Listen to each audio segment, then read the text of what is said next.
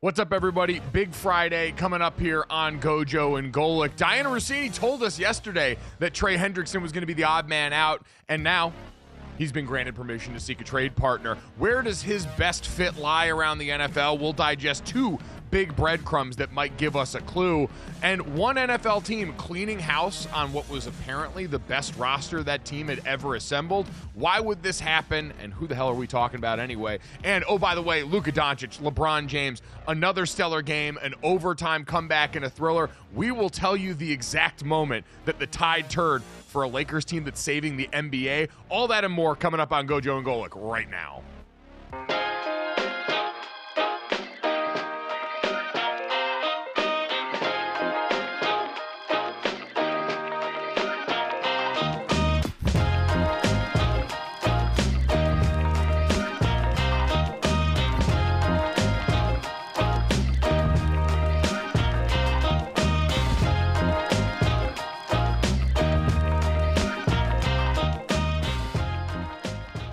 What's up, everybody? Welcome to Gojo and Golic. Mike Golic Jr. and Mike Golic Sr. here. No Jesse Cofield with us, enjoying her Friday. But we got a great show coming up for you still. Download, subscribe, rate, review us, leave us a 5-star rating, and watch us here live Monday through Friday from 8 to 10 a.m. Eastern on the DraftKings Network. Watch our YouTube channel, Gojo and Golic. Go ahead and subscribe. Hit the bell there. Plenty of great stuff coming up. ESPN NFL Giants reporter Jordan Raanaan going to join us in the 9 o'clock hour to talk about the one team, Dad, that we've seen kind of associated with any sort of movement at the top of this NFL draft. They need a quarterback post Daniel Jones era. Brian Daboll trying to save his job this season again, along with Joe Shane and company there. So going to try and get a peek inside of the soul of that team as they become interesting players in this one. We'll also talk about that Lakers win last night. I am amazed yet again at the Los Angeles Lakers, the season that they're having, the way they were able to overcome when down in this game, but also on the other side, Dad, this Knicks outfit certainly reeling and waiting to see what the injury looks like for Jalen Brunson. That ankle did not look good near the end of that game.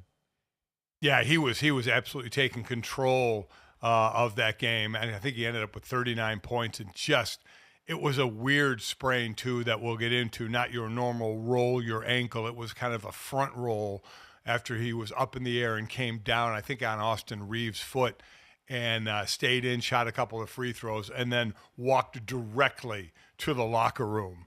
And they just started, I think, a 4 or 5 game road trip. You know, again, they're third behind Cleveland and Boston. Not many people think they'll compete there, but you're certainly not going to compete there without Jalen Brunson, so we'll see how bad that injury is.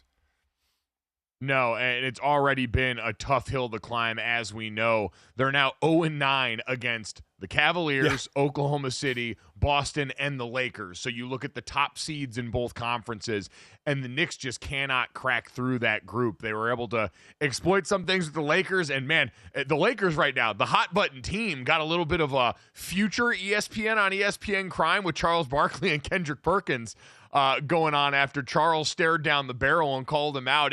It's interesting, Dad. It feels like the Lakers are a team that are just impossible to have a normal conversation about because of all of the history and the LeBron James and now the Luka Doncic of it all, and perfectly manifesting in what's got to be an interesting morning for some of the ESPN bosses over there waking up and seeing that conversation. Yeah, for the Lakers, it's either they can't compete for the title, even though they have Luka and LeBron, or they're saving the NBA this year. So, and everywhere in between, it's Laker talk. It's kind of like cowboy talk in the NFL.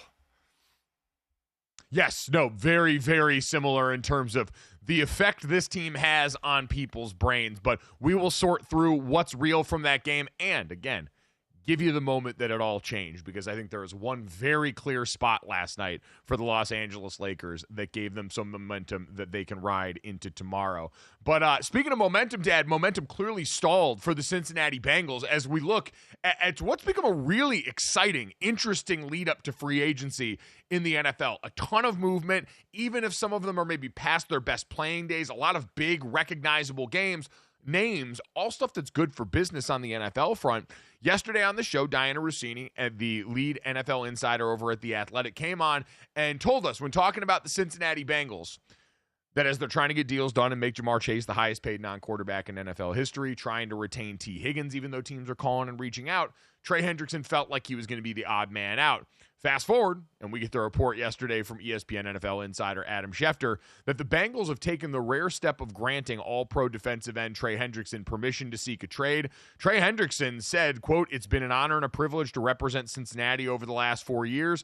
I love the city and organization. I appreciate the privilege of now being allowed to explore my option." Dad, the thing, before we get to where he might fit following a couple of his former coordinators around, this offseason, is there more of this than you can remember, of this sort of amicable parting of ways by teams, or at the very least allowing players to explore this in the way that's gone on? Because I don't feel like I've seen the phrase permission to explore a trade as many times as I've seen it so far this offseason. Yeah, I mean, there are times when an offseason hits or something happens and you're like, boy, I haven't seen this before, and it happened the year or two before, because my brain doesn't let me remember last year or the year before. But it does seem like that line, permission to seek a trade, has been uttered more this offseason than we have seen in a while to pretty good players. And we had always wondered, Cincinnati had always said, we want to try and sign everybody. But to have what you basically would have if everybody gets the contract that they probably should get. I mean, T. Higgins is the one. T. Higgins wants 30, so let's just say he gets 30. Trey Hendrickson should be at 30 or more. Jamar will. Jamar is going to be the highest paid non-quarterback in the league. And then obviously Joe Burrow with his money. You would have four guys with making over $30 million a year if T. Higgins were to hit that mark. And we all thought it would be tough to do while filling holes that the team needed to fill. By the way, they weren't a very good football team, especially on defense. And how about Al Golden? I mean, Al Golden, who right. basically de-coordinates the top defense in the land with Notre Dame. Now, he's been in the NFL before and been a head coach in college before, but he takes the D.C. job in Cincinnati. He's got to be going, wait a minute. I had one player, now I have none players. What the hell? What do you want me to coordinate here in Cincinnati? And you hope that there's a larger plan behind this that will help ease that. But, Dad, that's the first thing I thought of is, I understand it was always maybe going to be difficult, especially for Cincinnati, where this is not going to help their brass beat the cheap allegations, because as many people had pointed out, salary cap-wise, there are probably ways for them to retain all of these people, whether it benefits them to retain the same players that were a part of last year's effort that ultimately didn't land them much in terms of wins and losses. That remains to be seen, but you're right. Al Golden coming in is a really, really, really good defensive coordinator. I have a lot of respect for what Al Golden does schematically, the way he gets his players prepared. But it's not like Lou Anarumo was some slouch. This is still a Jimmy's and Joe's league, and you just let the best Jimmy on defense go and start to seek trade partners if you're the Cincinnati Bengals, after you have gone and in vain tried to draft guys to help supplement or now potentially replace him up front that haven't really netted you much so far in their careers. So head-scratching from that standpoint. But for the Bengals now, Dad, what they're going to try and do in recouping for Trey Hendrickson, whatever they can, is the big next step, because as we look out into the market, Myles Garrett, as far as players you can trade for on defense, still at the top of the list. That one's a little bit more difficult because we know, as we heard from Diana yesterday, Browns don't want to trade him. The Bengals clearly do with Trey Hendrickson, so you've at least got a willing partner in terms of being able to pry a pass rusher who is 31 years old, who is going to want a new deal. And, Dad, at 31, that is a little bit more difficult than paying 28-year-old Max Crosby $38 million or $35 million a year with how available that he's been. But you look, Field Yates brought up two possible names, and I want to ask you about what you think of the fit here, because if you look into Trey Hendrickson's past before he was getting you 17 and a half sacks a year for the Cincinnati Bengals, he was one of the most underrated pass rushers in the league for the New Orleans Saints, played for Dennis Allen there, played for Lou Anarumo in Cincinnati. Now you've got those coordinators respectively getting ready to take charge of the defenses with the Chicago Bears and the Indianapolis Colts. So, Dad, Chicago's certainly a team that needs defensive line help and edge help. So it seems like a fit that would right off the bat be one that makes a lot of sense to explore. Do you agree? Oh, yeah, definitely. I mean, listen, he would fit on a lot of teams, right? I mean, as you mentioned, he is 31. He got drafted in the third round in 2020 by the New Orleans Saints. It was actually before 2020. But really his last year with the Saints was 2020. That's where I was going. He had 13 and a half sacks here and then had 14, 8, 17 and a half, 17 and a half. So he has been on a bit of a tear. So he would obviously fit on a lot of teams as an edge rusher. As you mentioned, his two coaches are now with Chicago and Indy, and Chicago seems to be building for the now. They'll obviously have the draft, but in trading for two interior offensive linemen in Jonah Jackson and Joe Thuney, free agents, guys who can just step in and play right away. That seems to be what they're looking for, to have that mix of obviously free agent, whether you trade for it, whether you sign them. So the issue is going to be with Trey Hendrickson, you have to sign him to a new deal, right? Because he's in the last year of his deal, supposed to make $15.8 next year, count like $18.6 against the cap. Now he's out there for trade. So not only do you have to sign him to a new deal, but you'd have to give up assets for him, somewhat like Myles Garrett, if, in fact, Cleveland were to trade Myles Garrett. So you'd have to pay somebody while giving up assets for somebody. So it's certainly a little more expensive. Or you wait and see if Cincinnati would actually cut Trey Hendrickson, because that's my thought. What if they don't find a trade partner, right? I mean, what do you do then? I mean, what you've already tagged T. Higgins. So now Trey does have 1 year left on his deal, so they can do nothing. They can just say you're coming in and you're playing on the last year of your deal. Again, a lot of times the team has the power, because the only power the player has is to withhold his services. And as we've talked about, rarely do you see a player sit out an entire season. So that is the interesting part to me. There's plenty of teams that would want him. Obviously, you have to give up assets and pay him. But what happens if Cincinnati doesn't get a trade that they like, that they think they're getting enough back, which certainly could happen. When you put somebody on the trade market, the first thing another team is going to try and do is lowball you, because especially knowing you have to sign him as well. So that will be more the interesting thing to me. If they do not trade him, what happens? Yeah, well, it does seem to also open up this idea. Maybe the trend that we're seeing more and more post Lamar Jackson is, hey, we saw it with Matthew Stafford. Go out and look for trade partners. Here's what your market is. This is what we're going to pay you. Would you rather go and play for those teams? And now for DK Metcalf in Seattle, where there's a chance that, yes, he is going to go out and seek trade partners, and there's a chance they can move it.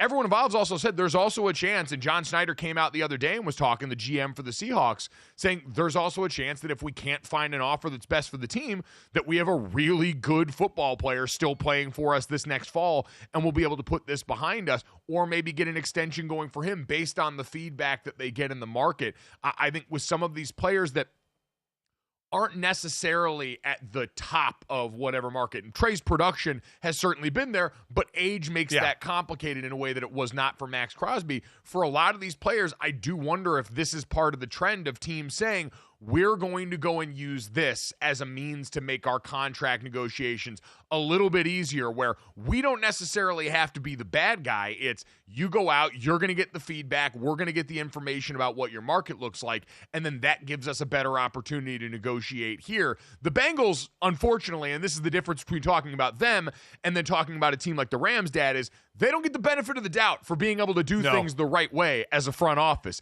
Yes, they have drafted well with the guys that we've seen historically come through there and help that team win more games than at times it feels like the franchise wants to. But this is not a team I all of a sudden look at in this decision-making process and go, oh, yes, the Bengals must know. The way that we were saying about the Rams and about Matthew Stafford. Hey, they'd rather get out early. This is a smart team, and Sean McVay knows. We're giving them every bailout in the book as to why that might actually be a decision that should give other people some pause. The Bengals don't get that. With this one, we're going to rightly look at it and go, do you know what you're doing, and are you being cheap like we've seen historically? Listen, and a lot of it's their fault, right? They didn't sign Jamar Chase last year. Hell yeah. And they keep kicking the can down the road with T. Higgins with the second year of a tag, and you knew Trey Hendrickson was coming up.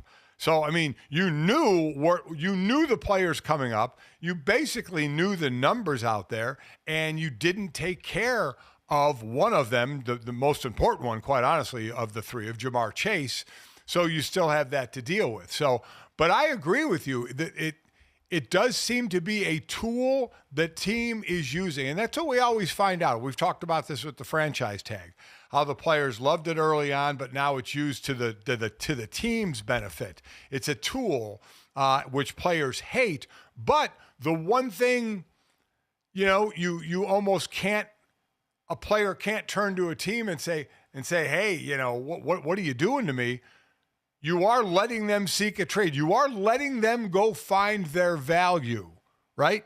You're letting them seek a trade, find out what somebody will pay. Now, I don't know how much other teams may know that as well. Hey, they're just using us for an offer, right? And then they're going to decide if they want to match that and re-sign him, or maybe they'll let him go. But they are letting players find out, go out and at least search to what's my worth or what's potentially my worth out there, and then decide whether they want to re-sign him or not. Yeah, it's just an interesting trend, and we're seeing it so much. It's making me wonder and kind of grapple with, is there a larger strategic reason why we're seeing this? Or is it just like when you see a new car or talk about a new car and all of a sudden you start seeing it pop up everywhere because you're so hyper aware of that? With Trey Hendrickson, Dad, I do think, to your point, there's a lot of teams where this makes sense, and it's the same teams that we're going to talk about for a lot of these other guys. What gets interesting now is you've got kind of a weird eval on the edge class here this offseason in terms of free agent, because we knew Josh Sweat coming off the Super Bowl win with the Eagles was one of the names most talked about. He's 27. Yep. He had a really good Super Bowl even after a postseason that was lackluster in terms of production.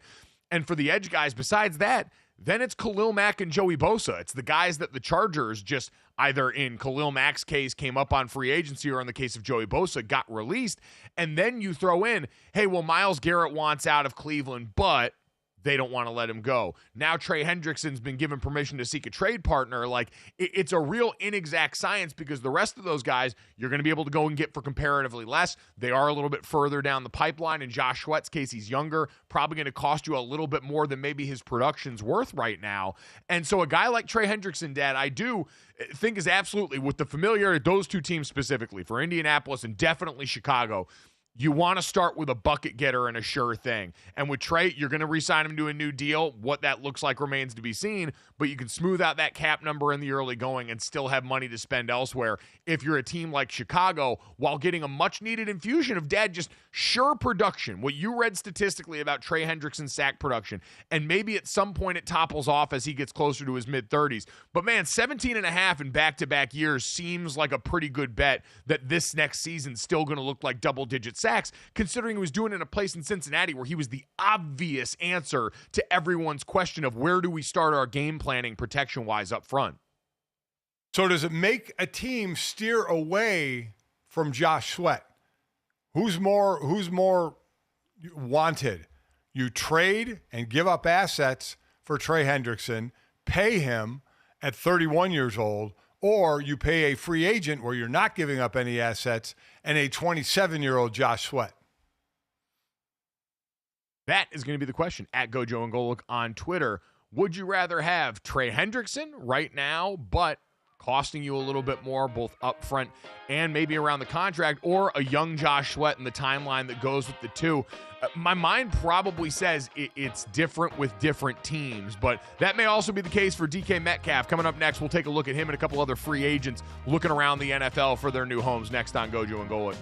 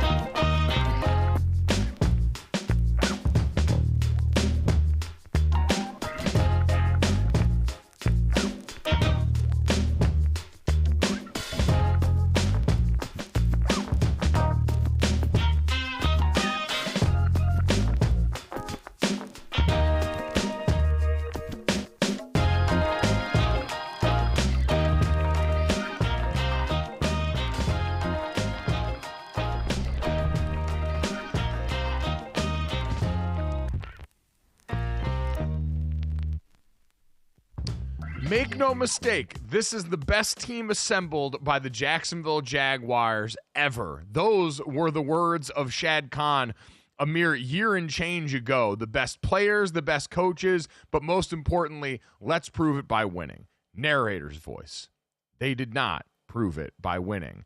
And now, Dad, it appears that the new general manager, James Gladstone, coming in Jacksonville, disagrees a little bit with the fact that that was maybe the best roster ever, as now we see the Jaguars cutting two-time Pro Bowl tight end Evan Ingram, trading wide receiver Christian Kirk in the division to the Houston Texans, as he's in the last year of his deal that he signed many moons ago. So interesting, and I'm sure for Jags fans and our own beloved Emerson Latzia, a breath of fresh air to see the roster that Trent Baalke had built and been allowed to hang on to for what felt like far too long finally shaken up a bit as they try and move forward into a new world. Oh, wasn't that long ago. Remember Christian Kirk signed that big deal with Jacksonville, and everybody was kind of like scratching their head. Jacksonville had money to spend. They were going to go out and spend it, and they spent it on Christian Kirk, and they were like coming over from the Cardinals, and they're like, wait a minute, is this where the money's going to go? And listen, he started out well, 84 receptions in his first year with Jacksonville, played all 17 games, over 1,100 yards. Then it went down to 12 games and 57 receptions. Then it went down to 8 games and 27 receptions. So obviously not being on the field, production has fallen off, and moving on from him and going, like you said, within the division to the Texans, who had 3 excellent receivers and now basically down to 1, healthy 1. So we'll see what he does. And Evan Ingram, he's played 8 years, played a lot with the Giants, and he had a monster year 2 years ago when he had 114 receptions. This past year he had 73. Again, he's 30 years old up there, but and they're saving maybe $6 million on the cap, I think, with Ingram. But I mean, you could tell. I mean, the way Jacksonville was playing, they needed a bit of an overhaul. So I mean, this to me is not surprising. No, not in the least. And James Gladstone coming in, while he looks like Ben Solak if he were a general manager, does come from that Rams group and is cut from that cloth in a way that is at least going to make people intrigued about someone other than Trent Baalke, who for so long was taken to task by everybody on the outside who saw this guy get chance after chance at a roster that had never really netted any of these coaches a positive outcome. And so Christian Kirk to the Texans, Dad, I think becomes interesting. Rarely do you see trades within the division, and that always is usually an eyebrow raiser for why would they do that if they believe this player is still someone that can help them out here. Do you think this changes Houston's prospects this offseason? That's the P word I was looking for, in terms of what they're going to do at receiver, because this is a team that everyone expects to be incredibly competitive, along with Jacksonville, really, in that division. And Jacksonville, because basically solely of Trevor Lawrence and kind of the memory we have of him. But what does Houston do around this now? Is this going to be enough to supplement wide receiver for them, knowing that, hey, Stephon Diggs is a free agent, Tank Dell's going to be coming off a late season injury, so you don't know if or when you're going to get him back in time to actually influence this. Is this enough for Houston to supplement their receiver room? Yeah, I don't know. I mean, Mechie they have at wide receiver as well, but it was Nico, it was Tank Dell, it was Dalton Schultz, who ended up, I think, second on the team in receptions, and then Diggs. So it was those guys. And Tank Dell, I mean, just a horrific injury coming off of that. I mean, they seem to be set at the receiver position. Now they seem to be reloading, and they started with a Christian Kirk. But it would seem, given the prognosis of Tank Dell, of when he can come back and how he can come back, and obviously they only know that, of how they keep pursuing receivers in the offseason. But I think the key is going to be Tank Dell. How's he coming back from injury? Well, the key is also going to be, what do the Texans do cap space-wise? Because they don't have a lot of it. They're one of the teams that are really, really strapped up against the cap, not to the extent of, teams like the Saints or, even the Bills, who are further down in that negative. Right. But the Texans don't have a lot of cap space to work with right now in terms of what they're going to go after. And so this might be the kind of bargain shopping that they're limited to, while, they address the real need for this team, which is offensive line. I think wide receiver, while they made the change at coordinator, there are going to be some new elements that come with that. So much of last year's issue with them had, in my mind, less to do with the pass catchers available, even though that didn't help, and more to do with the fact that the offensive line was just constantly shuffling the deck in front of them and not performing up to the standard that we had seen help C.J. Stroud get off to a great rookie season. Yeah, he was sacked 52 times. They had a young player, Notre Damer, Blake Fisher, a second rounder, end up being a starter on the line. But it would seem like if they are in win now mode, that they need to pick up some veteran offensive linemen, kind of like whether through free agency or trade, like Chicago did. Chicago went out and got 2 interior D linemen or offensive linemen, knowing that's a protection area they needed for their young quarterback in Caleb Williams. Well, C.J. Stroud is going to kind of need the same protection. So I'll be interested in the unsexy position of offensive line, of how and where they bulk that up. Well, it's funny, like, unsexy position of offensive line, but you look at most anyone's prognostication, and now this does not say the Texans are in it, because, again, Texans, not a lot of money to work with right now. This man going to cost you a fair amount of money. But number one on most people's board for current free agents available, Ravens offensive tackle Ronnie Stanley, former Notre Dame Fighting Irish standout. And, Dad, another interesting one. Ronnie's 30 now, which, again, for offensive tackles can sometimes not mean as much as other positions. We've seen some of the better guys, especially the better athletes, play well into their 30s at that position at a really high level. Hell, on the interior right now, whatever Kevin Zeitler is doing, more people need to do. The career renaissance that man's had in the last 2 years between his stops in Baltimore and elsewhere have been sensational to watch. But for Ronnie played his best football in the last 3 or 4 years this last season. He had been hampered by injury for the last couple of seasons. I wasn't sure he was ever going to get back to that player. And you talk to a bunch of people, noticed, like the people whose eyes are trained in the right spot all saw that Ronnie Stanley was playing at a Pro Bowl level last season for the Baltimore Ravens. And I do hope, for Baltimore's sake, because that's a team knocking on the door of some special stuff pretty consistently, would love to see them retain him, because they're going to lose Patrick McCarry, who they stuck everywhere on that offensive line, I think.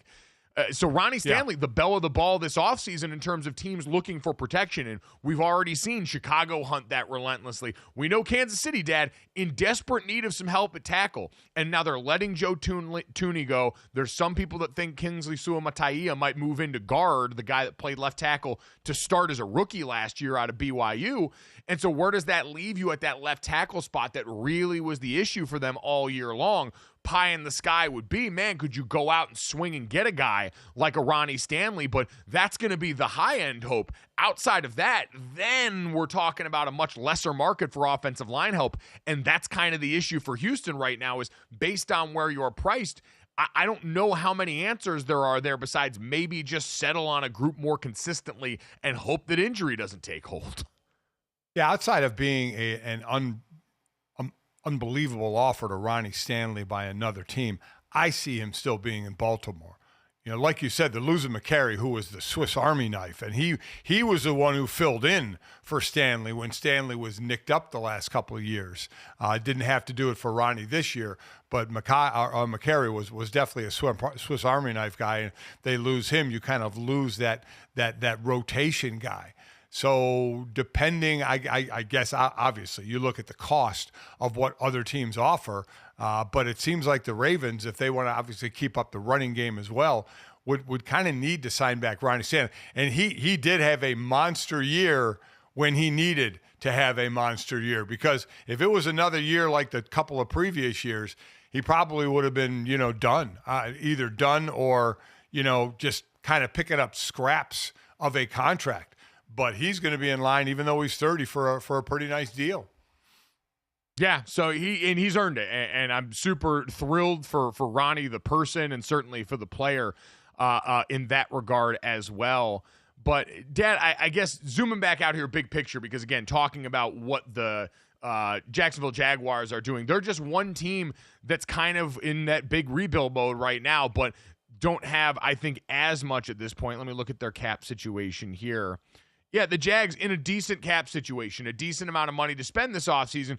But we kind of know at this point we've now had enough activity in free agency where we know all the players that are going to be involved in a lot of these conversations for wide receiver, for pass rusher, for all those things in between. It's going to be the Patriots, the Chargers, the Commanders, the Steelers. Hopefully, like the Steelers, Dad, seem like the one team, maybe alongside the Chargers, that you're looking at and going, well, in the Steelers' case, will they do anything? But also, hey, if they do something, now we're starting to talk about a team that could potentially get over the hump here. The Chargers made the playoffs ahead of schedule for most people last year.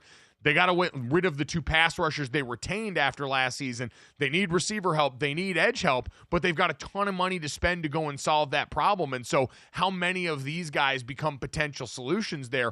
Or are you waiting to try and go big whale hunting and say, hey, we got all that space and money to spend. Myles Garrett would look really good in those Chargers colors, which, by the way, would look incredible. That would be like trading in Android 17 and 18 for perfect sell, losing the pass rushers they did this offseason and getting him back. But it does make it really interesting because I feel like we're sort of waiting on the big story to drop with one of these teams that's got time, room, and cash. Oh, I can't wait for the midnight of March 12th and free agency to see the big money that goes around in the first couple of days and who it goes to. Because you talk about Pittsburgh. Pittsburgh's top 6 in cap space, and they're one of the teams, and it's not like it will happen this year, even if they re-sign to Justin Fields, they're not going to be paying big money for a quarterback. They are not going to have a big quarterback cap hit. So, and they have, like I said, top 6 cap money. So they can go out and spend. They can really better this team because they're not going to be investing it in a quarterback. Now, they're probably not going to, even if it's Justin Fields, they're going to think, obviously, Justin Fields is a young quarterback. Can he be the quarterback of the future? I don't know if he's going to be, but either way, at least this year, for cap purposes, they are not going to get stung by a big quarterback bill. Which, again, is one that kind of, like, if you were going to draw up a team that should be more involved in the Sam Darnold conversation. Maybe it's happening privately in ways that I don't know, but man, Pittsburgh seems like a pretty worthwhile candidate for that. Like, you got to shake up the bag somehow in that organization. Them not being named as one of the teams throwing money at the Matthew Stafford situation, to me, was kind of a siren going off.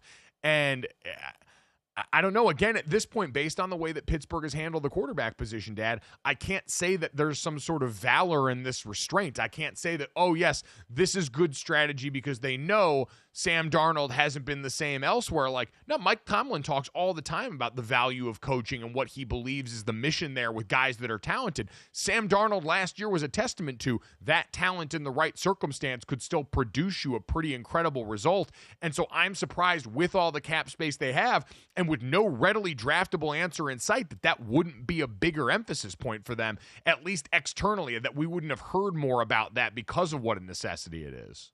Seems the Sam Darnold market is softening a bit, right? I mean, the thought he was going to get $45 million a year, but maybe those last 2 games, the last regular season game of which I called in Detroit, when he was 18 of 41 for 166 yards, no touchdowns, and I think 1 interception. And then the playoff game, we were 25 of 40 for 245, 1-1. But he also got sacked 9 times. Now, some obviously on him, but still that O-line was decimated.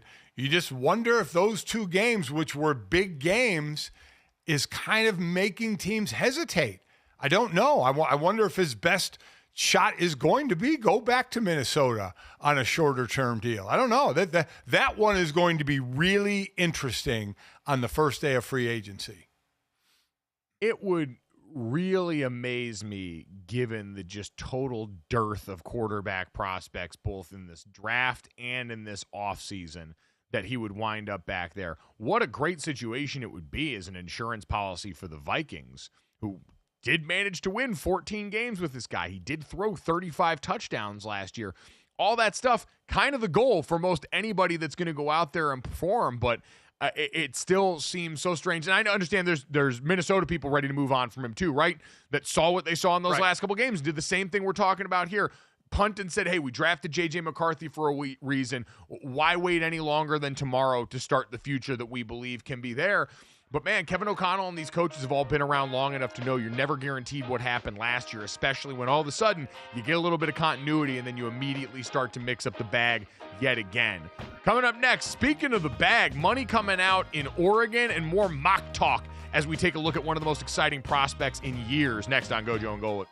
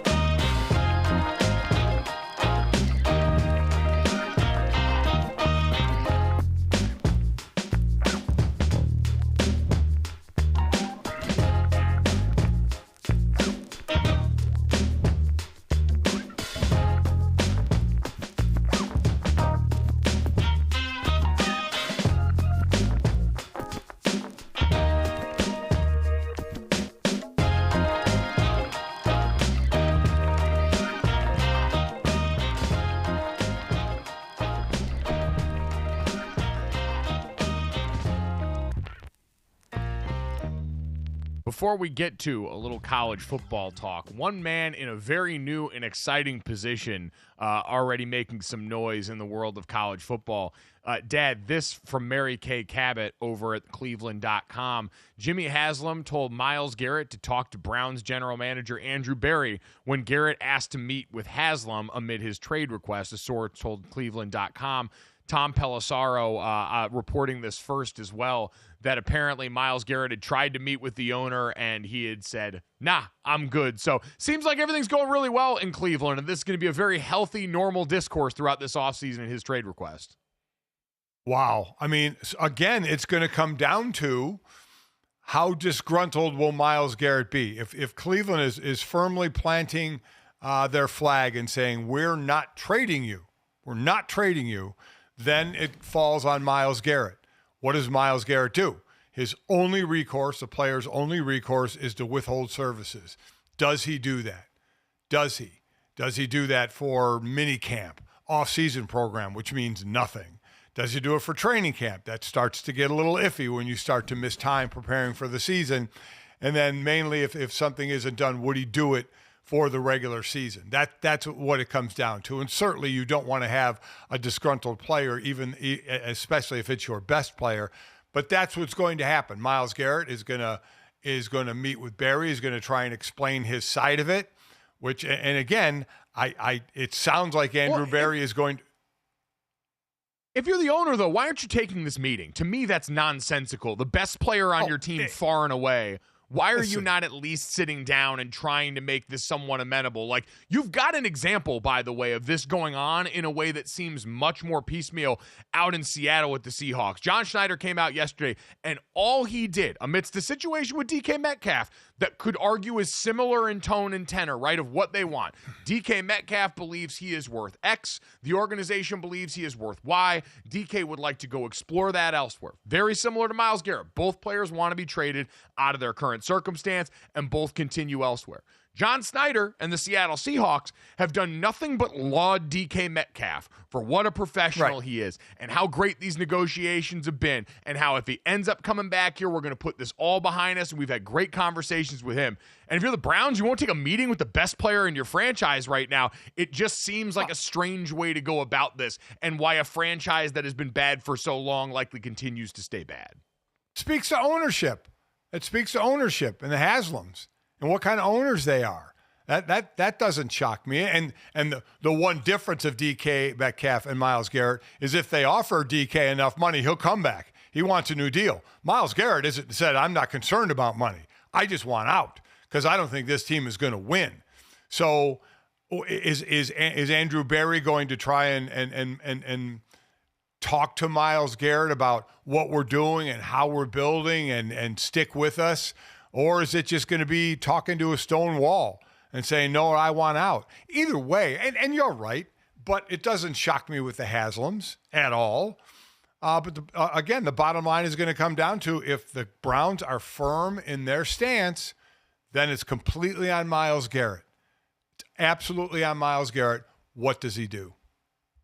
Yeah, that headline to me just more speaks to, again, the silliness that is the Browns for taking something that seems like such an obvious and easy path forward to at least try and assuage some of the tension here. If you are planning on digging your heels in and trying to keep this player around and imbuing some sort of goodwill there. I mean, God, a couple days ago we heard Zach Martin at his last press conference with the Dallas Cowboys in retirement talking about, and I'm sure Tom Condon wasn't thrilled to hear this publicly, but Jerry Jones basically saying, yeah, we never dealt with Zach's agents when we were talking to him about contracts. We talked to Zach. He would come in and talk to us. And Jerry Jones, for all the negative things we say about him overall and why clearly he is not the person we should necessarily hold up as this bastion of how to deal with contract negotiations, at the very least, the star player on the team could get a sit down with the owner pretty readily in a way that's sort of evading them now in Cleveland. So interesting stuff there. But again, Tom Pelissero reporting Myles Garrett wanted to talk to the Cleveland ownership. Cleveland ownership politely declined and said, go talk to my employee.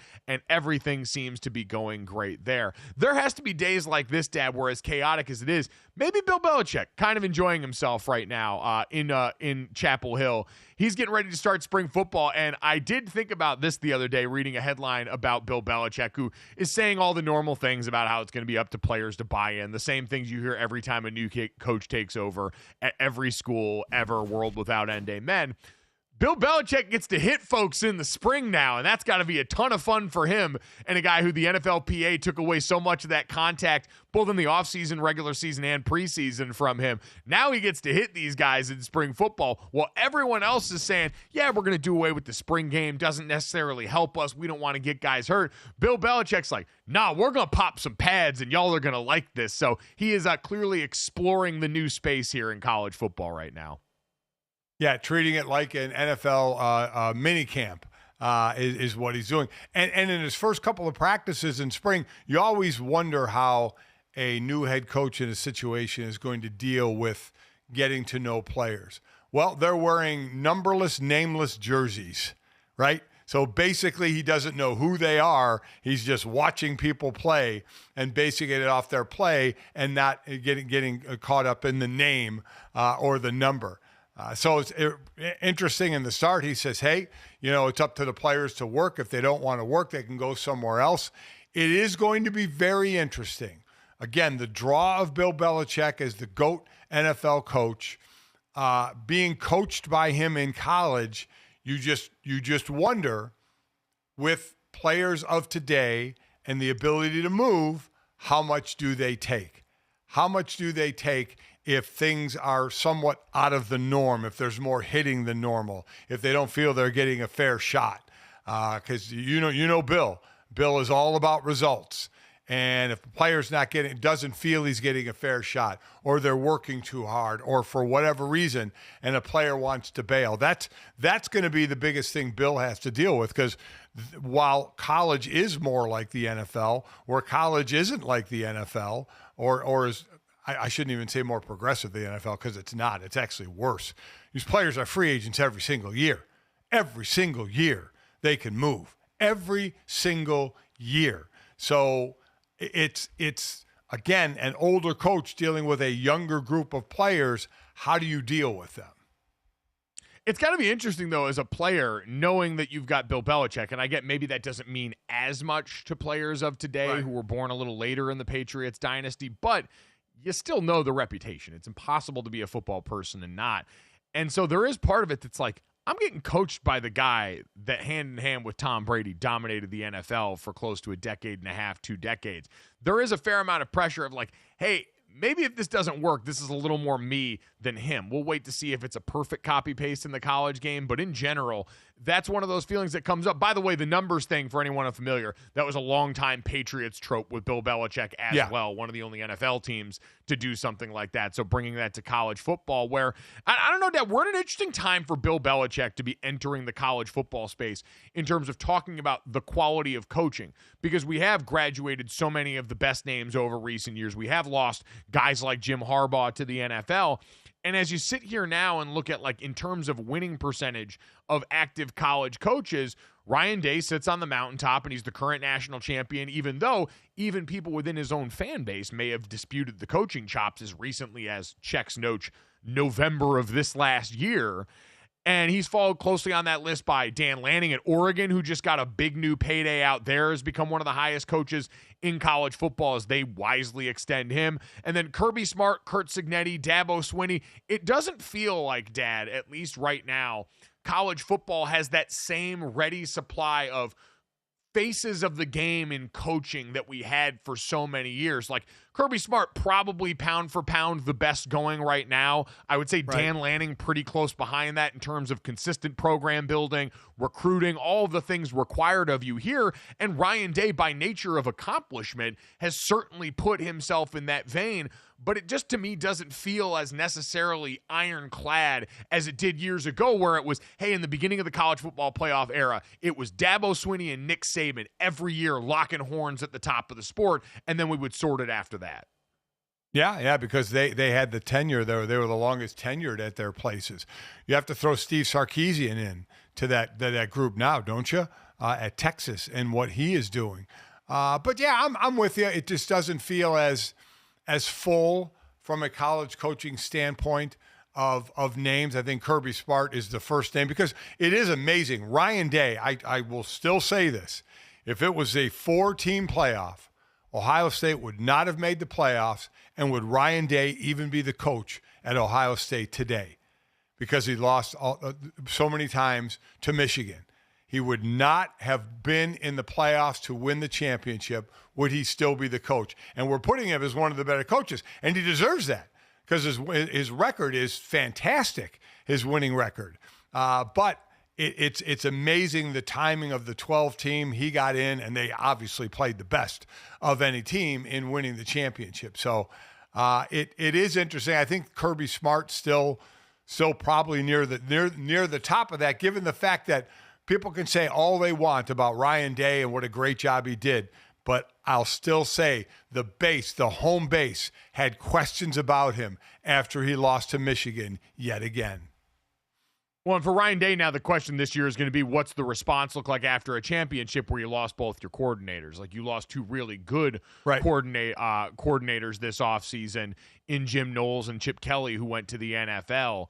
Other coaches have shown the ability to weather that, but for Ryan Day, those two coordinators largely viewed as ones that really helped carry the day in the run to that national championship. But it's just interesting, Lincoln Riley moved teams and has had a kind of fall from grace in Southern Cal so far, kind of seeing if they can right the ship. Kalen DeBoer comes over in year one and certainly humbled some in Alabama. Not that he needed it. Kalen DeBoer, is a great coach, a great guy. We've had him on this show plenty, but walking into this job and all that it entails proved to be a really difficult task last year. He was able to navigate it some, but there were some pretty crushing moments in that. And so I think a lot of that is Dad, is there's been movement and volatility among some of the coaches that did feel like surefire solutions at places where now that's proven to be maybe harder than we anticipated, with Alabama and USC as recent examples.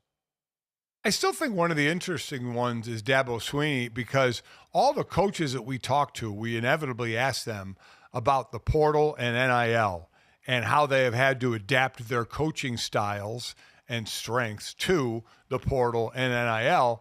And Clemson, we have said, I know I have said, adapt or die, right, for Clemson, because they don't really deal a lot in the portal.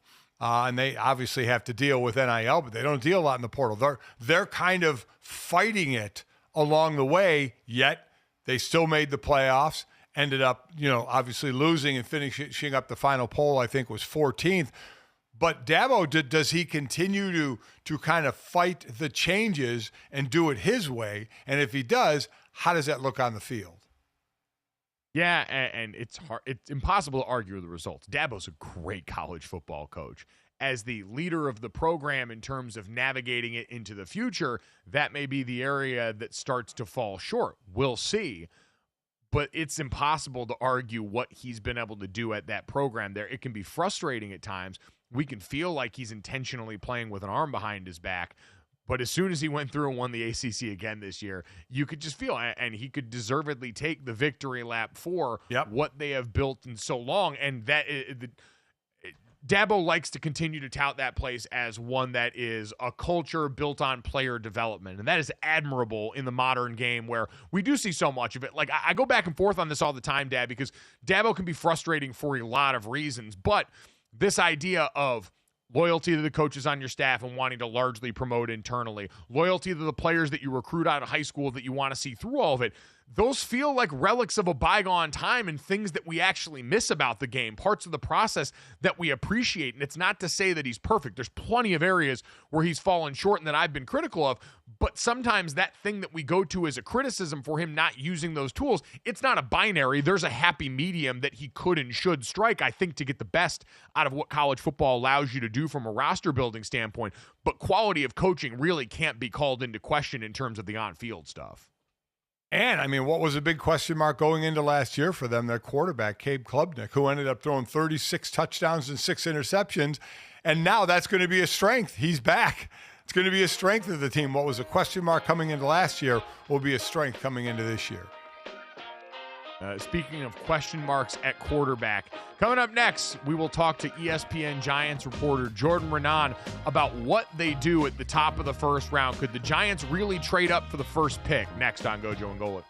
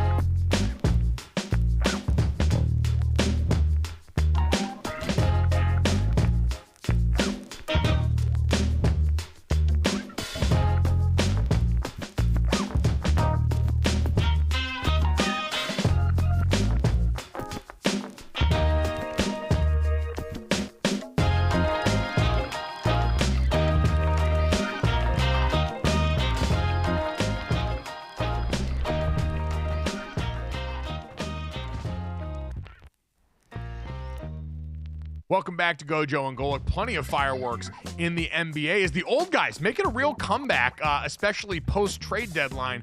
The Golden State Warriors on an absolute tear. They finished up their road trip 4-1. Certainly didn't make it look easy, though. Down as many as 24 before rallying to beat the Nets 121-119. Steph Curry, 40 points. Jimmy Butler chips in with 25 of his own. Since Jimmy Butler came over from the Miami Heat, Golden State now 10-2 since entering the lineup on February 8th in Chicago. The Warriors erased a 24-point deficit, their biggest comeback of the entire season. Plenty more to get to on the NBA front, but we got to take a look at the top of the NFL draft first, next on Gojo and Golic.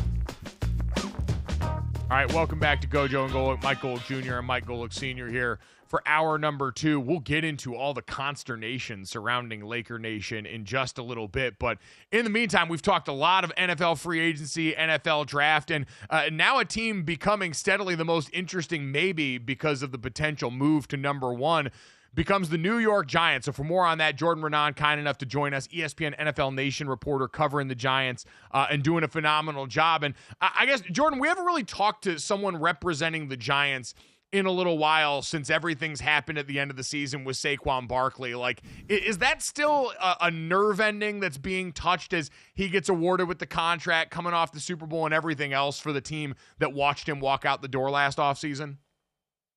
I think it's just like the final little gut punch. You know, we asked Joe Shane about it at the beginning of his press conference, and he's like, you know, good for Saquon. He's a good guy, deserves it. But, you know, we were at a different point in our build, yada, yada, yada. But, you know, you have to be honest. John Mara, you know, he's on record. He said, I'll have a hard time sleeping if Saquon Barkley goes and is on the Philadelphia Eagles. Well, he didn't just go to the Philadelphia Eagles. He almost won the MVP. He won a Super Bowl, right, with his division rival. It's like basically unheard of. I couldn't think of another example. Maybe Dion leaving from San Francisco and Dallas, but that was like the closest you could come. That's not a division rival. For a player to leave, go to his division rival, the best player on the team, leave, go to his division rival, and win a Super Bowl the next year and basically be the driving force, it's never happened. So you tell me if John Mara is sleeping well. No, I don't. I think there's a whole lot of tossing and turning going on. And as far as the Giants for the number 3 pick, whether they stay there or move up, is it quarterback or nothing with their first pick in the draft? I'm not sure it's quarterback or nothing. I think there is a scenario where maybe they can get a quarterback in the second round and, you know, move back into the bottom of the first round. But I do think they will leave this draft with a quarterback. John Mara sat down with Brian Dable and Joe Shane about their jobs on the Friday before the last regular season game. You think they went in there and said, you know what, we're going to sign Aaron Rodgers or Russell Wilson and put off the quarterback till the next year, right? And then, yeah, we'll get our quarterback in year 5, our future quarterback. I don't think that's the way that conversation went down. I know that's not the way the conversation went down. I believe they sold them and said, hey, look, we believe there's 2 quarterbacks at the top of this draft that we can build off of. We'll view everybody else there. Jackson Dart, I think, is an interesting guy as well. Maybe some other guys later on. But, yeah, I think they will get a quarterback. It doesn't necessarily have to be with their top pick, but I think it's likely to be with their top pick at this point. How realistic was Matthew Stafford ever? I know the offers were out there. I know they were linked to him, but how realistic did that ever feel inside the building from this Giant standpoint, if that's been addressed at all?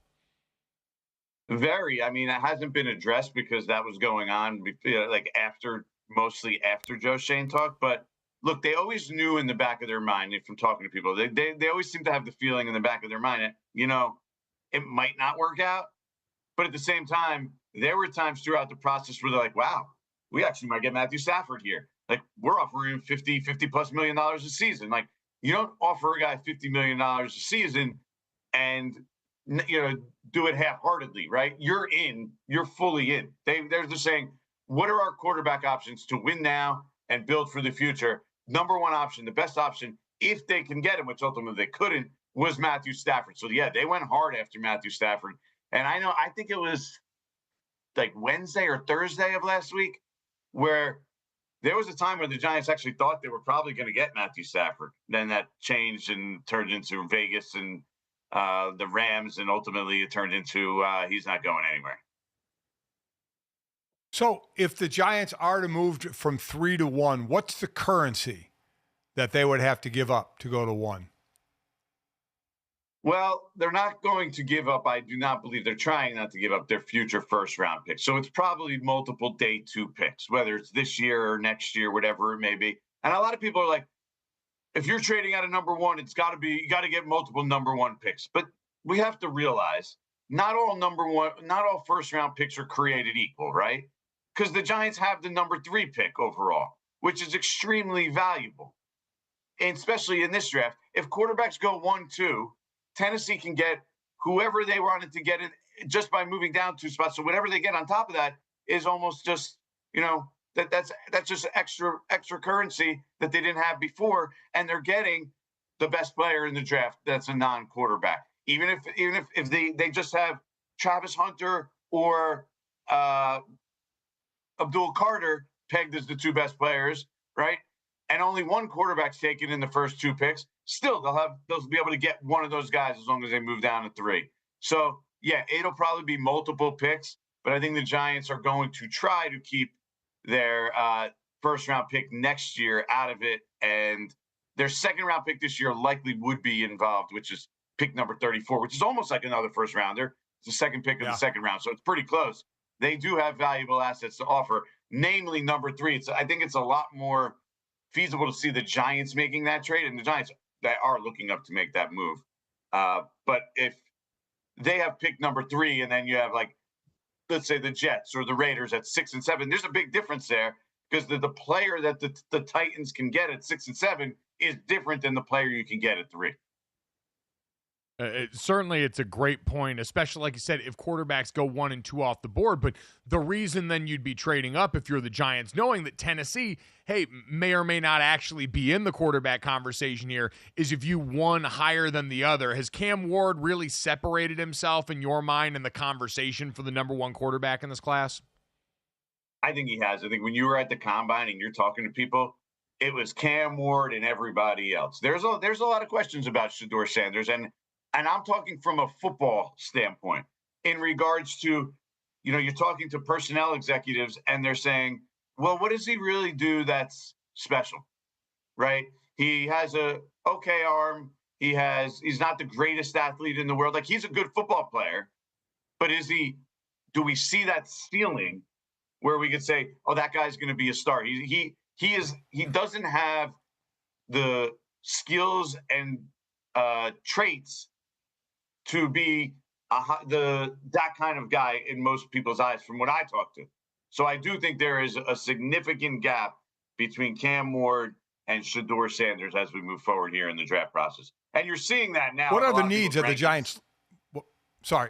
What other needs are there for the Giants as far as draft or with upcoming free agency? Wow.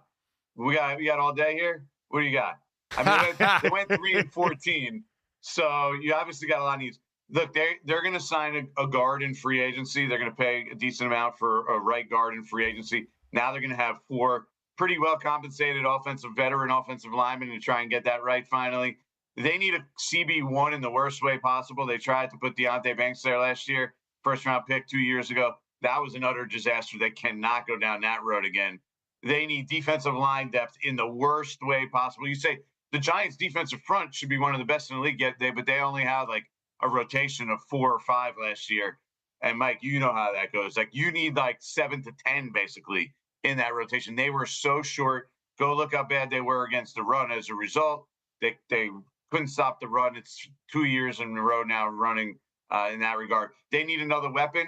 Darius Slayton's a free agent. They're going to need They're going to need a wide receiver too. So they need wide receiver depth. They probably need another running back at some point. I mean, we could just go on and on here. Like, obviously, which is why a lot of people say, and I agree with this, how did Matthew Stafford make sense for them? This team is not close. This team is in a rebuild. That's why they need their future franchise quarterback, and that should be the priority number 1. John Mara said that after the season. Number 1 priority, getting our quarterback of the future. So getting quarterback of the future, number 1 priority. You mentioned, though, could be supplemented with a veteran. And we've seen, Aaron Rodgers is the one that's going to light up the scoreboard every time his name comes up in a conversation. Will be supplemented with a veteran. So of the veterans out there that we know are talked about him, between him and Russell Wilson and Kirk Cousins, who do you think would ultimately be the best fit for this organization given the time?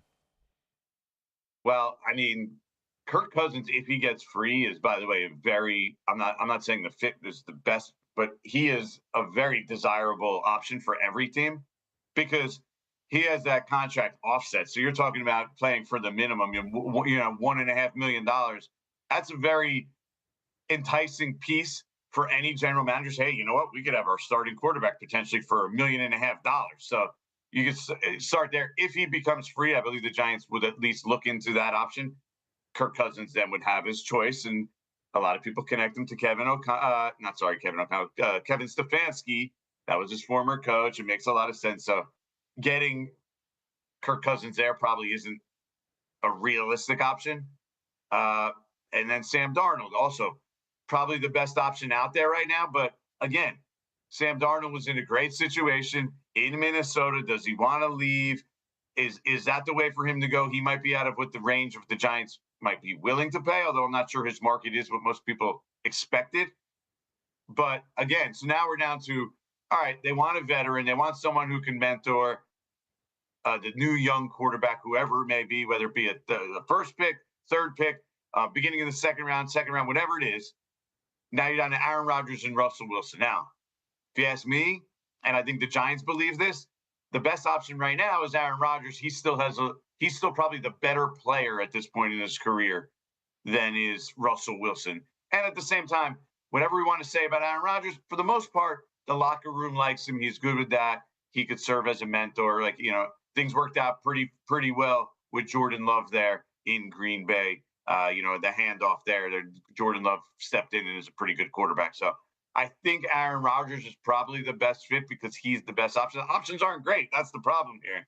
If you're the Giants, right? What is there? You have a 41-year-old Aaron Rodgers or an aging Russell Wilson who doesn't have the mobility that he used to have. So I think Aaron Rodgers is the best option. You have a team trying to rebuild, possibly doing it with a rookie quarterback. So the team is looking to not only next year, but coming off 3-14, I don't think high expectations, but further on down the road.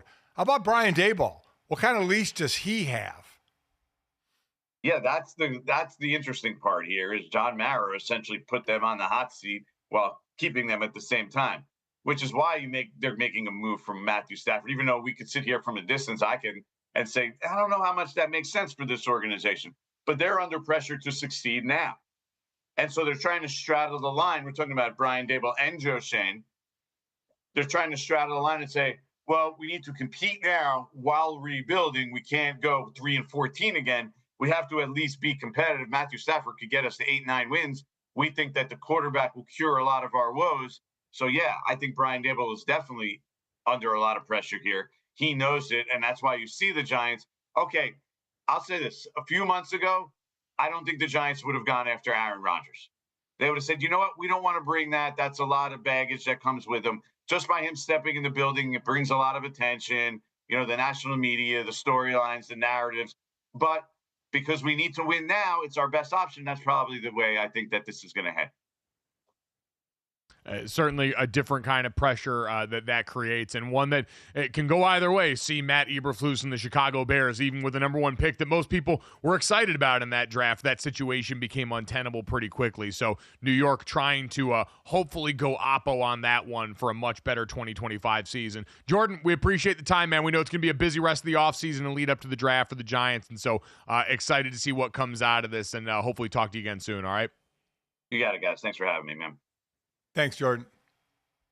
Awesome. Thank you again. ESPN NFL Nation Giants reporter Jordan Raanaan, kind enough to join us here. Dad, that's the rub ultimately. And we've seen the history of the NFL is littered with coaches that have come in and tried to use a rookie quarterback as the lifeline that ultimately fails.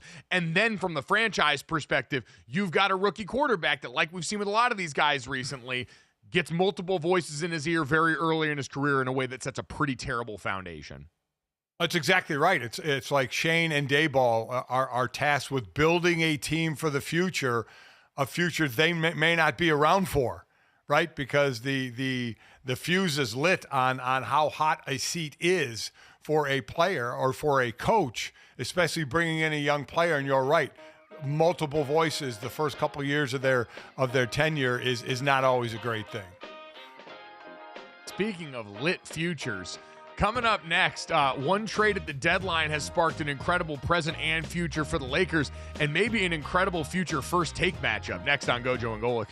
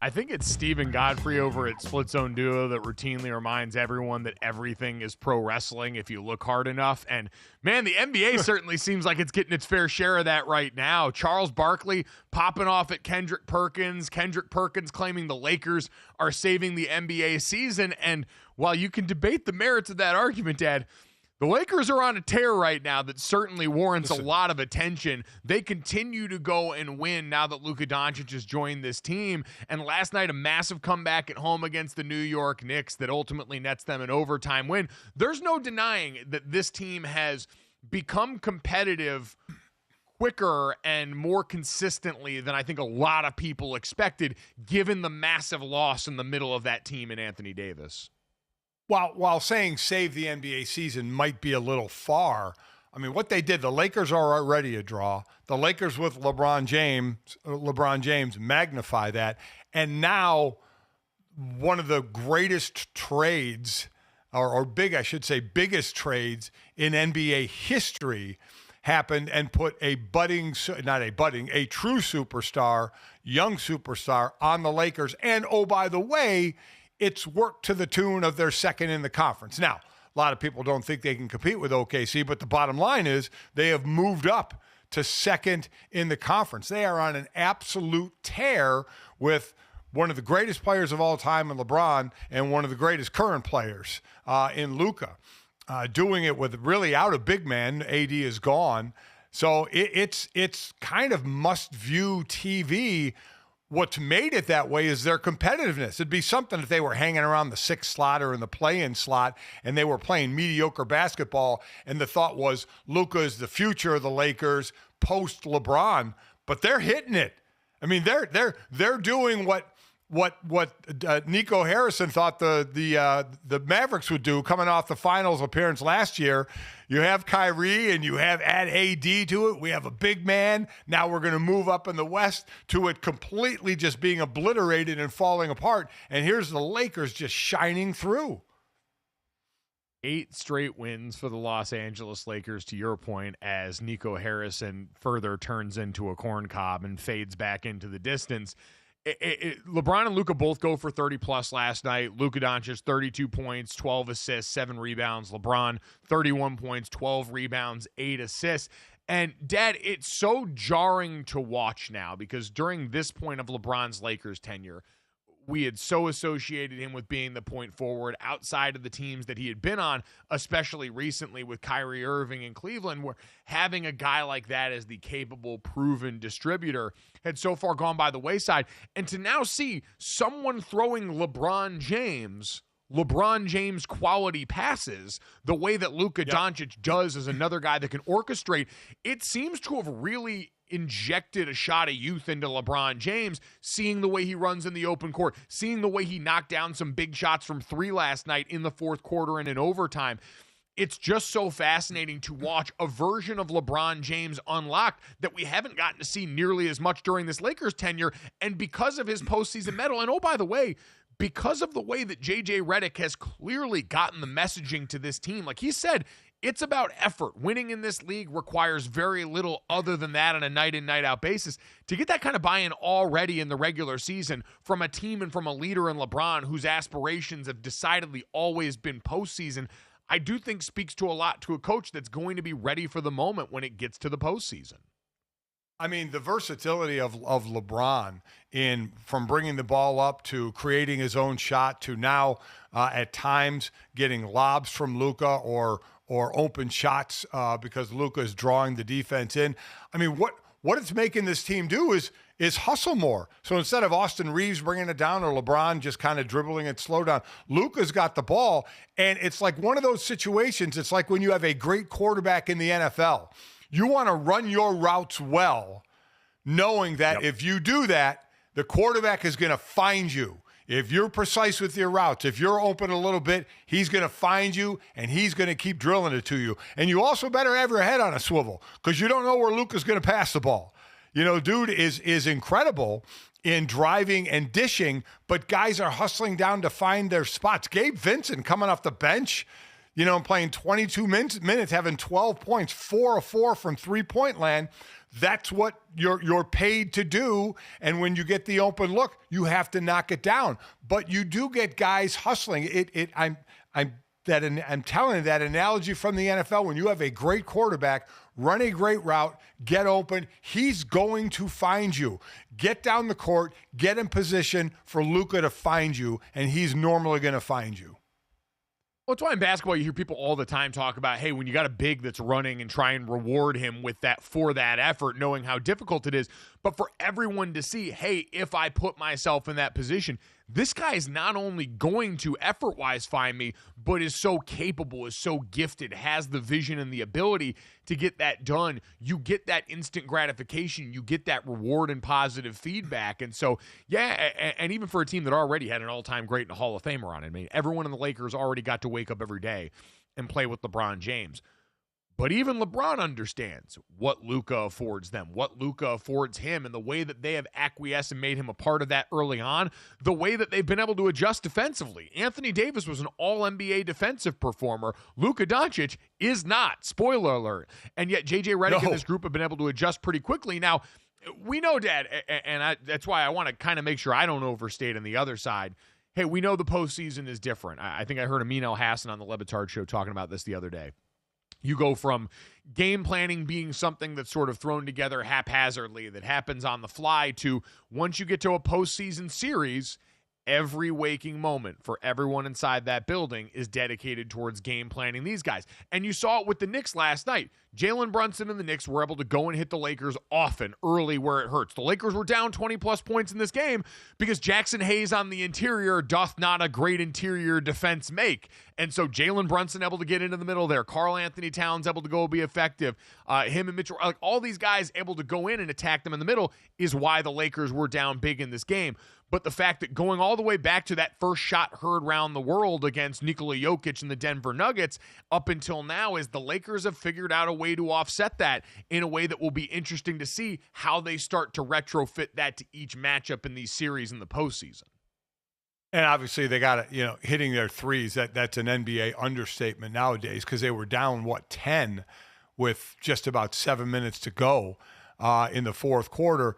They went 7 of 27 from threes in the first three quarters, 7-15 threes in the fourth quarter. So that's what brought them back in. Gabe Vincent hitting the threes and them hitting the threes and connecting on them in the fourth quarter before going into overtime. That was obviously the keys for them. But it's been something to watch.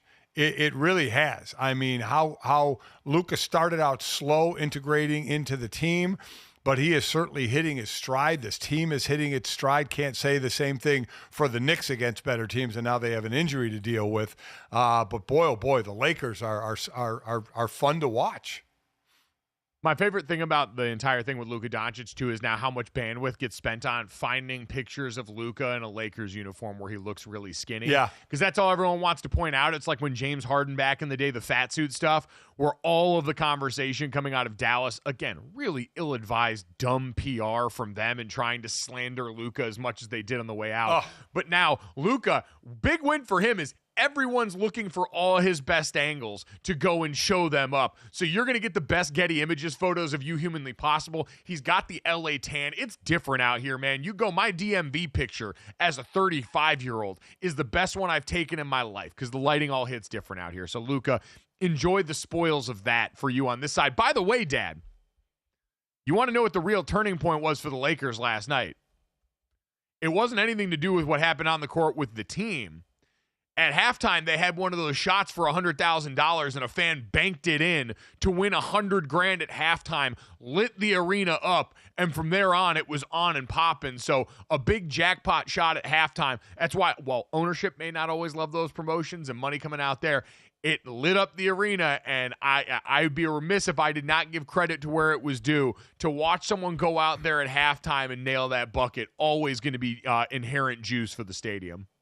You know what's amazing is whenever anybody makes a half-court shot like that, while everybody goes nuts, the people that have to pay it are trying to look for reasons to not pay it. Let's look at the replay. Was the foot on the line? Was this guy get paid to play basketball at any point in his life? Is there a reason for us to not have to pay him? It's amazing what goes on behind the scenes because normally you're not going to make that shot and you're going to keep their money. But when all of a sudden you have to part with that money, you're looking for reasons to not part with it. Well, what team was it that advertised they were giving away a PS5 and then took it back from the kid and had that whole snafu? Like, these things can go awry at times pretty quickly if you're not careful. So make sure they come up off the cash for that guy because no video review needed. He nailed it. Dad, the review for the Knicks, less kind coming off last night's game. And you add in, the phrase insult to injury always really surprised me because in this case, it would be adding injury to insult with what happened last night because after the loss, the Knicks dropped to 0-9 against the elites on both sides of the ledger in the conference between the Celtics, Cavaliers, Oklahoma City, and the Los Angeles Lakers. The Knicks can't buy a win against the best teams in the NBA. They're feasting on everybody else and certainly doesn't bode well for the postseason. We talk, Dan, about the Lakers' lack of interior defense. The New York Knicks, it's been the struggle all year long. They can't defend the three-point line. Karl Anthony Towns has been abysmal as a rim protector in the middle of that defense with whoever else, even with Mitchell Robinson back now. It's been a real slog, and now you get the ankle injury to Jalen Brunson during overtime of this game that really calls into question what the future of their season is going to look like. You know, you see rolled ankles by athletes, and they look bad. When you see the ankle rolling, it looks bad. You think, oh my God, they're going to be out for a while. But a lot of times, it's that initial pain, that initial surge, and then it kind of calms down. But this wasn't a normal ankle roll. I mean, this was a guy who was just taking charge, driving the lane, and he comes down on Austin Rivers' foot, and it rolled, but rolled forward. And he immediately grabbed and was immediately in a lot of pain. I still remember the trainers were out there kind of grabbing it and moving it, and he was like telling them, stop, stop moving it, okay? Just help me up, because he knew he had to shoot the 2 free throws. But he shot the 2 free throws. He stood on the line, didn't move after the first free throw, and just stood there after the second free throw. Now, play goes on. The Lakers had to inbound the ball, and then the Knicks had to foul somebody for them to stop play to get Brunson off the court. He did not move. He did not move from the free throw line and then walk directly into the locker room. So, listen, we all hope it's just a regular sprain. They're on a West Coast swing. They take on Sacramento and then Portland and then Golden State before they host the Knicks on St. Patrick's Day. Host the Heat on St. Patrick's Day. And you hope it's just a sprain. Again, we don't think that they're not at the level of Boston or Cleveland, but still it's a third-ranked team in the conference, and they're that because of Jalen Brunson. So a lot of pain. You hope it was just a roll, but it looked like a different roll, and it looked like he was in way more pain than a normal roll. So you really hope it's just a sprained ankle. I would not expect him to be playing very soon. Given the time frame of when the next games are and the rest that they have, and again, unless it's just a sprain, and it'll heal pretty quickly. Yeah, well, I mean, we hope. But again, the way that Jalen Brunson plays his game is someone who is predicated on quick cuts, change of direction. I said, and this is only on the court. He has a playing style that reminds me a little bit of like Le'Veon Bell's old running style, where even not being the most dynamic athlete, he manages to get defenders off balance in a way that really it makes the entire offense for the New York Knicks, right? He is the straw that stirs the drink. He is the MVP of that team. And on a team where, again, the Knicks defense, 29th against top 10 offenses. Only the lottery-bound Toronto Raptors have given up more points per 100 possessions against elite clubs than the New York Knicks, according to ESPN research. So they better be able to score with folks. I want good things for this Knicks team. I want good things for Ben Stiller, who loves this team so much that he tweets about them while he's sitting at the Oscars and the Academy Awards. I want to see that because this core with Jalen Brunson at the helm, what was the Villanova Knicks that we dubbed them, has been a ton of fun to watch, but at this point, there is zero reason to believe that this New York Knicks team, especially if Jalen Brunson is even less than 100%, even if available, is capable of winning anything of value in this NBA postseason. We'll be back with more coming up in just the other side of this break on Gojo and Golic.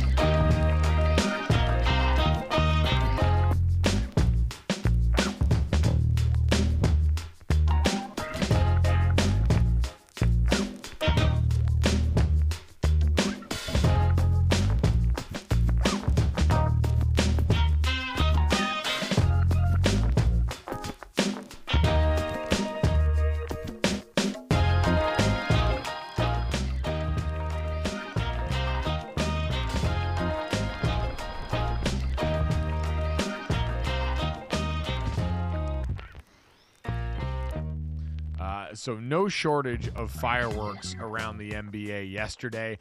I don't know if that video is current or not of LeBron James seemingly addressing Stephen A. Smith, but I have a feeling we'll find out in a couple of hours whether or not that was real and current from last night based on this usual response time we get from that group here. Gojo and Golic, Mike Golic Jr., Mike Golic Sr. This was interesting to me, Dad, the other night from Shaquille O'Neal and the Inside the NBA guys, because we mentioned earlier in the first hour, while the Lakers have been on a tear since Luka Doncic joined on the deadline, the Golden State Warriors not far behind in terms of the bump that they've gotten from Jimmy Butler. I believe 10-2 since he came over. Steph Curry, Jimmy Butler, and Draymond Green been on a bit of a tear themselves, and it prompted Shaq to say this the other day about Steph Curry's place in the discourse going forward. Listen to this.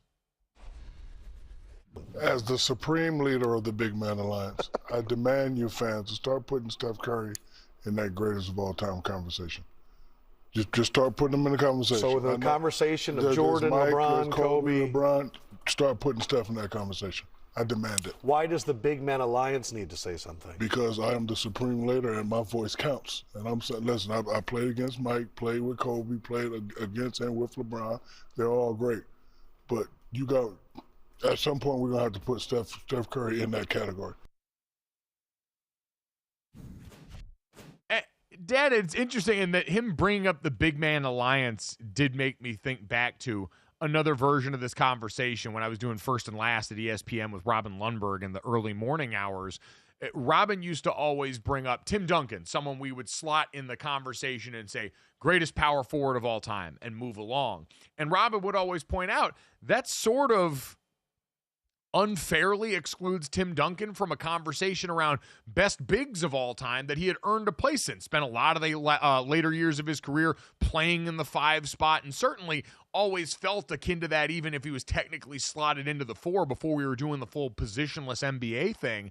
And with Steph Curry, it feels kind of similar to where we have pigeonholed Steph for so long as the greatest shooter in NBA history, and he's got all the accolades to back that up. But I do appreciate Shaq saying, based on the high end of his accomplishment, a guy with 4 rings to his name, a guy who's done it across a lot of years, not just the back-to-back and the quick nature of when they were going back and forth with the Cleveland Cavaliers. And even now, the longevity for him, maybe not the level of LeBron James because no one's going to be, but certainly within the vicinity, Dad, should have Steph Curry talked about in that same vein of players. What do you say as someone that's seen so much of this firsthand? Well, I mean, what are you talking? I mean, is Shaq talking when he says greatest players of all time? Are you talking about a top 10 list? Are you talking about the top spot? Because he's not the top spot, and he's not going to be the top spot. To me, that's Michael Jordan, and Steph Curry isn't to the top. So when you're discussing top 5, top 10 players, if you want to talk about Steph, I get it. Steph's going to go down as the greatest shooter of the basketball of all time. But as far as greatest of all time, if you're having that hierarchical discussion of 1 and 2, I don't think Steph's in that conversation. Certainly in the conversation for one of the greatest of all time, but I don't think he's in the conversation for greatest of all time. I think based on accomplishment, you could put him there, but I think it's a shoot for the moon, and even if you miss, you land above the stars kind of situation where, to your point, I think it's as you have those conversations about the best to ever do it without a label. Like, I do think that Shaq's point underscores that need of, hey, maybe let's just take the best shooter label off there because that sort of seems limiting in terms of what Steph Curry's done. Because, again, the Warriors having the success that they are now in the face of father time, in the face of what we thought that roster was going to do. Yes, Jimmy Butler helps, but it only goes if Steph Curry goes. And Dad, while I think part of it is the nature of his game is so different than what we're used to in these conversations, a guy who has primarily built his legacy off the three-point ball and the way he's helped revolutionize that area, it takes a lot. Like, the one thing that gets lost in this conversation about the 90s NBA versus now and the physicality and all that stuff is that when you use the full depth and breadth of the court, what it asks defenders to do certainly increases and should underscore how skilled those guys are. But offensively, for years we've talked about the amount of miles that Steph Curry is logging in a given game, how coaches always laud what he does without the ball in his hands. All those things incredibly difficult to hold up conditioning-wise as you get older, and he's managed to do it still. As I said, I mean, I'm not debating he's one of the greatest of all time, but if you're talking about the discussion of the greatest of all time, he's not in the discussion, in my opinion. Again, one of the greatest. What's your definition of one of the greatest? Again, are you talking top 3, top 5, top 10, where you can have a discussion that puts his name in it? But when you're having the actual GOAT discussion, I don't think his name is there. I just don't. And I don't mean that disrespectfully. I mean, there's only, well, I mean, it's an opinion based to say there's only one GOAT of all time. It's an opinion based thing. But I would find it hard to believe, even in the basketball world, even in the Shaq world of former players who are analysts now, and even guys who play, if they were to do their list of greatest players of all time, I think would have Steph as the greatest shooter of all time and one of the greatest players of all time. But when you microdose it to the greatest of all time, I don't think he's in that discussion. You microdosing this morning? Well, I was out at dinner last night and conversation turned to microdosing, so that was kind of in my mind. Really? You guys were talking about microdosing at dinner? Are you going to start doing mushrooms, Dad? No, there was a number of people there, and there was a story that included microdosing. So it's kind of stuck in my head. So I don't know. You never know. Hey, listen, I'm 62. That doesn't mean I can't try. I may not learn new things. I've said I stopped learning, but it doesn't mean I may not try new things. That is true, which it makes sense in this conversation that you would close the door on Steph Curry in the GOAT debate, because in your mind, where you have left off learning, LeBron James and Michael Jordan will be the only version of that debate that many people think is corrosive to basketball and all these different things. But man, y'all try doing sports talk radio in July without that, and let me know how that goes for you here. I'll wait. In the meantime, though, for the rest of this NBA season, Dad, it is interesting having this conversation about Golden State, because we're saying all these nice things about them as they are vying to stay out of the play-in in the Western Conference. Like, we don't got to overstate the case. There's a pretty big gap. Now, when you get to the postseason, I can understand the confidence from Draymond Green and from Steph saying, based on what we've done at that time of year and the other teams that we're talking about ahead of them, the Houston Rockets, new to this stage, the Memphis Grizzlies, not new to this stage, but certainly this has been a journey for them from the Ja Morant-led teams that were challenging Golden State years ago to post-Ja controversy and everything else now, where they stand. Oklahoma City at the top of the conference is a team that has not yet been to that championship mountaintop. I can understand Golden State's confidence, but they're also a half game ahead of a Timberwolves team that's been disappointing relative to expectation this year. So we don't got to overstate them. And Dad, they certainly would not be the teams that you would put in. Are they a true Western Conference contender for you as you look at the playoff scenario now? Golden State, no. I mean, it's Oklahoma City, and I don't know who's going to compete with them. Now, it's a 7-game series, and normally it's a 7-game series for the conference title. Normally the better team ends up winning 7 games, but you never know what can happen. But this really does seem to be a 3-team race to the finals. Oklahoma City in the West, and Cleveland and Boston in the East. To me, it's not only about this year. We keep talking about the three veterans, LeBron, Steph, and Kevin Durant. Well, LeBron going to run it back next year with I highly doubt he's retiring. Going to run it back with the Lakers and Luka and see what they can build. Now that, Butler is in Golden State, he has a player option, whatever. But if he stays in Golden State, they'll be looking to build. I don't see Steph going anywhere. The key one is going to be Kevin Durant of the older three, right? Of the older three walk-in Hall of Famers, greatest, top players of all time. Is Kevin Durant going to be in Phoenix next year? And if not, what's going to be the best fit for him? Of the triumphant three, he is the one of a Phoenix team that's out of the playoffs completely right now and will probably be on a new team next year. Boy, LeBron James and Steph Curry still starring on the court while Kevin Durant gets ready to carry us through the offseason with his potential trade destination as the headline. Nostalgia is a hell of a drug, and it feels like we are right at home down the stretch of this NBA season. We'll take it home for the week with this, that, the third, and finish things off next on Gojo and Golic.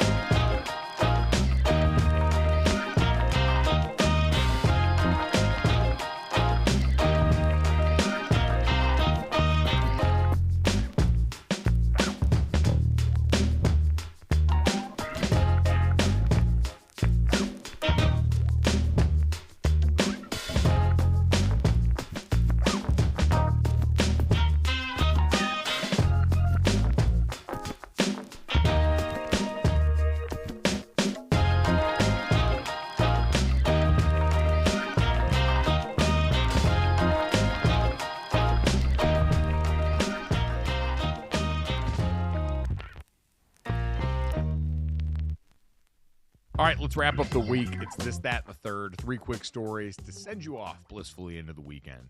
As always, download, subscribe, rate, and review our show. Leave us a 5-star rating and watch us live Monday through Friday from 8 to 10 a.m. Eastern on the Gojo and Golic YouTube channel. Subscribe, hit the bell, all that fun stuff. Follow us on socials at Gojo and Golic. And if you missed any of our great guests, and thank you to ESPN's Jordan Raanaan, does a great job covering the Giants, talking about their quest for a quarterback at the top of the draft and the other offseason needs for a team that just watched Saquon Barkley get real happy after being real sad with them. You can catch that wherever you get our podcast or right here on YouTube as soon as we are done. Dad, let's start off this, that, and the third with this. I am uncomfortable with the notion of mannequins in the home, and it seems like we've got a disturbing trend going on for the Philadelphia Eagles. A.J. Brown, last time on Dragon Ball Z, had a mannequin made in his own image, which is a great image. He's one of the few people as jacked as an actual mannequin that you see in these stores, to put all of his Super Bowl uniform on to celebrate their victory in his home.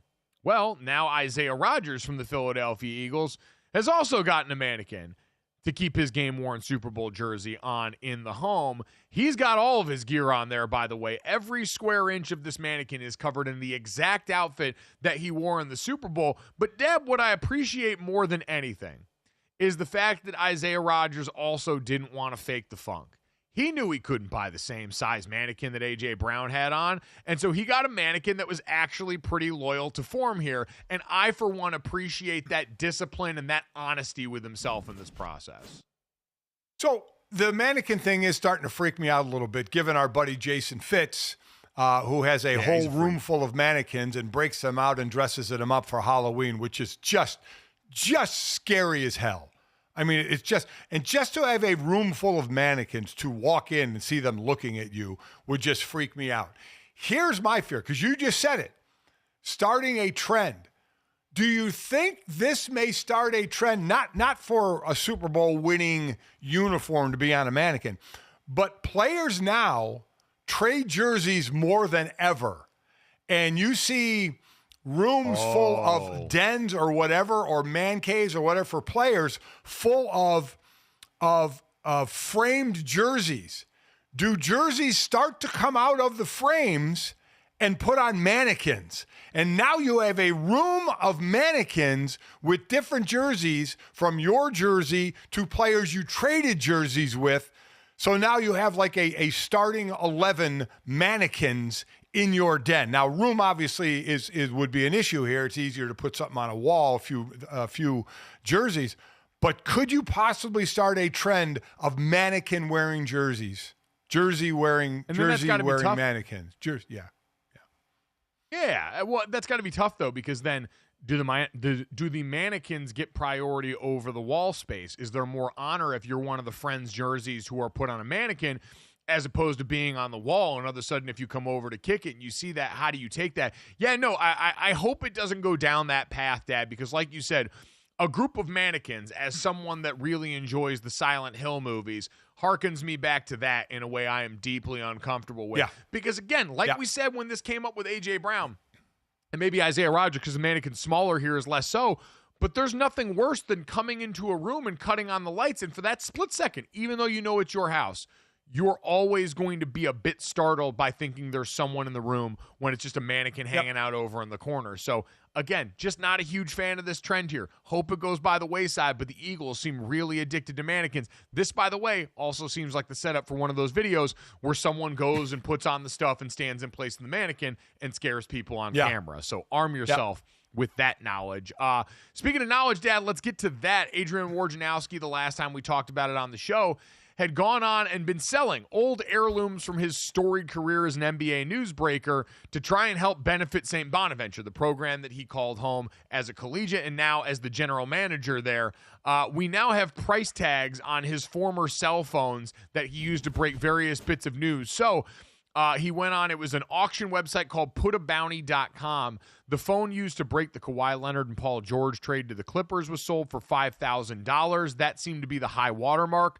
The iPhone used to break the news that the NBA was suspending its season with the emerging COVID-19 pandemic in 2020 went for $3,250. His 2024 NBA draft credential went for $1,400. The phone he used for his farewell post and final NBA draft went for $1,750. So, Dad, I know you were a bit flabbergasted that people would pay for a phone where I don't know what real proof you have that verifies that this was the phone used for that is a bit perplexing to me. I mean, he has 4 different iPhones. We believe he used 4 different iPhones. I mean, he didn't use the same phone to break the news because it's the iPhone. One of them is from 2019 and then all the way to 2023. I mean, is he swapping out iPhones that much? And we have 9 items listed here, and my quick math said it's like between 16 and 17,000. And again, raising money for a good cause, which a lot of people, I remember the late great Reggie White, his wife Sarah, sold a lot of his memorabilia, and people thought, oh my God, what do she need money? No, they were selling it for a cause, and they're like, why do we need the memorabilia when the money can help others? And I get it, I completely get it. But man, oh man, what are you doing with the phone? And kudos to Woj for auctioning it off and making money for the cause. That's all cool. I just don't understand it. And Dad, to your point though, it's not like he sold a championship ring or something inherently valuable. Right. These were cell phones he was no longer using. I get Woj going through phones the way that like hockey players would go through sticks or baseball players would go through bats. That's the cost of doing business. I'm on my phone as much as an elder millennial man is, and I nuke the battery after a while. I can't fathom what Woj did to the life cycle of an iPhone based on the amount that he had to use it. So I get him going through a bunch of that. I want the story on what these people that purchase, and maybe they're just Bonnie fans that want to go and support the home team, and this is a fun, like, are you going to display it in the home? Are you going to put it in a shop? Are you going to buy an Adrian Wojnarowski mannequin and put it in his hand since we're doing mannequin stuff now? I don't know. We're going to need answers on that, but I want to get to the third here, Dad, because we have someone else who also in retirement now has some free time here. Former Major League Baseball superstar Barry Bonds was on with the guys over at All the Smoke and got asked about if he could still go out there and do it, go out and go yard against a 100-mile-an-hour pitch. Here was his response to that question from the guys. 100-mile fastballs pitched to you today.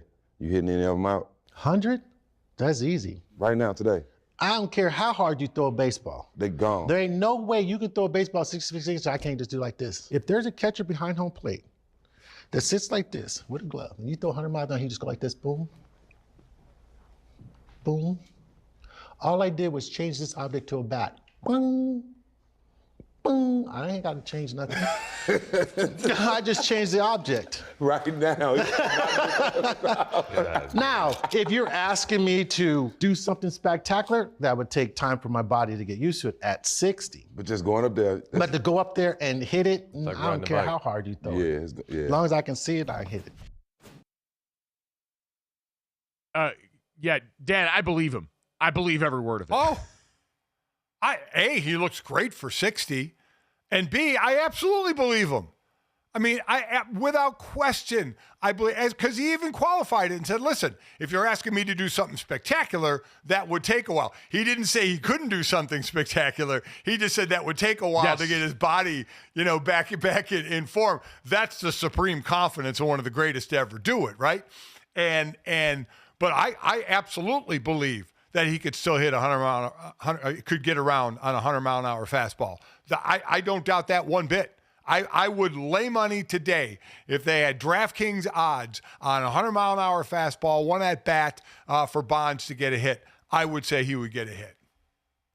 And it's not like he's a stranger to the cage. Andrew McCutchen told the story about seeing Barry Bonds in 2018 in batting practice when he was on the Giants go out there in the cage in slacks and dress shoes and break a TV above their batting practice area through some netting that should not stretch that long. Like, I'm sure the Paul Bunyan stories around Barry Bonds are such that if we set this up, we're in the streaming era right now. Someone should be able to make this happen for some platform to get Barry Bonds in the cage and do that, since that's the only way we're going to get to celebrate Barry, because the Hall of Fame can't do the right thing. Do the right thing and download, subscribe, rate, review us, leave us a 5-star rating. Check us out here live Monday through Friday, 8 to 10 a.m. Eastern. Have a great weekend, y'all. We'll talk to you on Monday.